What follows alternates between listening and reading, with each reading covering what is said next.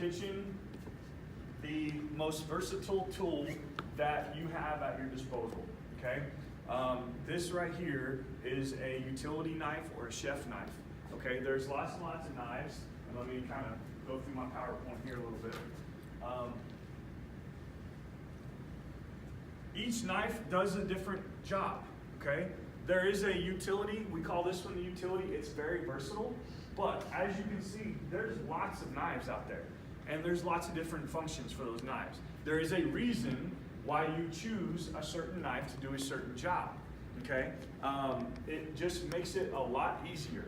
Now, if you're my wife, you will probably have all of these at your disposal, and you'll use the paring knife to cut steaks with, or the butcher's knife to cut bread or something.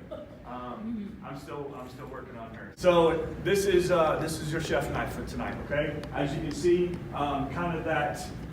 Where are we at there? It's chef's knife. The Santoku, both are the same kind, just different backgrounds and nationalities. The kind of Japanese version of the chef knife, perfectly balanced, traditionally shorter. Boning knives for removing bones and skinning meats. Paring knives, intricate work, detail, kind of real close stuff, peeling fruit or whatever have you. The cleaver is to cut big chunks of meat, carving fork, carving knife, steak knife, utility knife, and then a bread with serrated blade. Y'all, the best way to keep this knife, or the only way to keep this knife, is extremely sharp. You cannot cut and do the job you need to do in the kitchen with a dull knife, okay? If I were you, once you get home, go and get yourself a, what I use is one of those, you hold on, it's a handheld, and it's got two little V grooves in it, and one says coarse and one says fine. You take it and run it through the coarse side a couple of times, run it through the fine side a couple of times, every time you use it, okay? You can't just sharpen a knife once a year, okay? You have to keep them sharp all the time. Every time you use it, you will dull it a little bit. It looks sharp.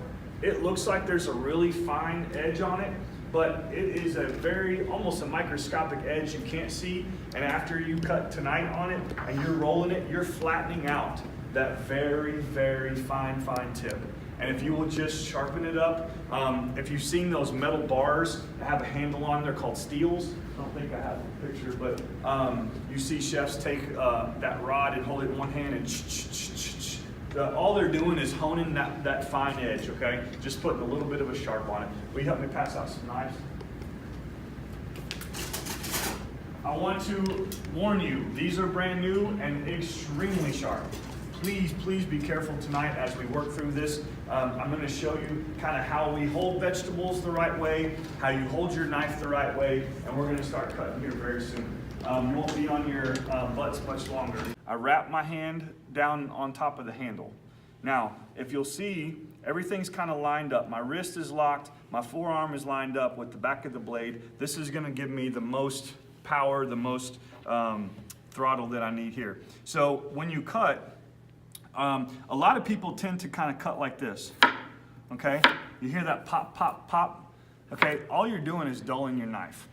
That means that you're taking the knife and you're pushing it down in through the vegetable, okay? The way you actually cut is you take your knife and you want to start kind of in the middle of your knife.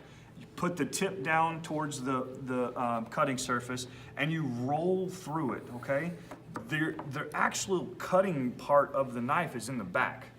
So when you're cutting vegetables, you have your knife down on the ground, you have your subject matter there towards the middle of the knife, and you're just rolling. The knife never is supposed to come off of the cutting board, actually. Okay? You can leave the tip of that knife on the cutting board, and you can roll through a vegetable all day long. Okay? Now, the other thing about your offhand is if you want to protect these guys, because this, again, is extremely sharp, we want to protect these fingers, right? We want to keep them.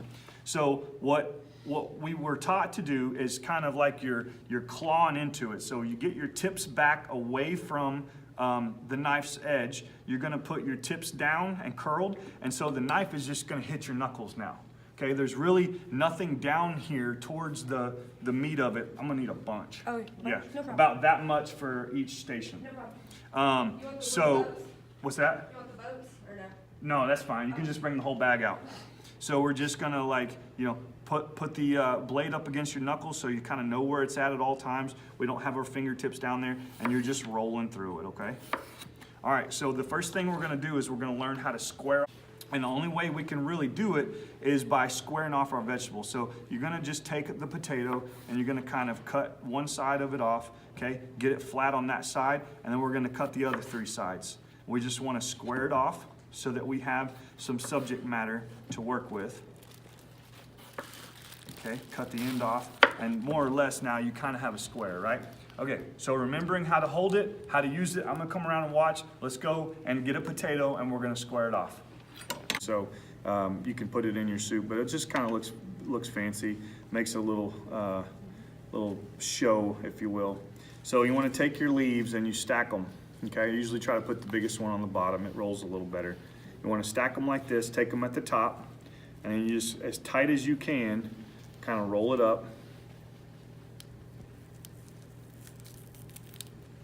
Okay, then when you get it rolled, you're gonna just kind of do like we were doing with the rest of them. We're just going to slice it.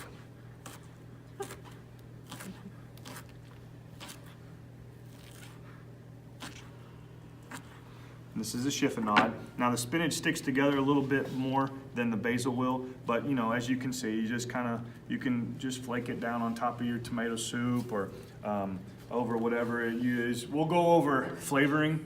Normally, when you go and select a garnish, let's say you, for instance, spaghetti sauce.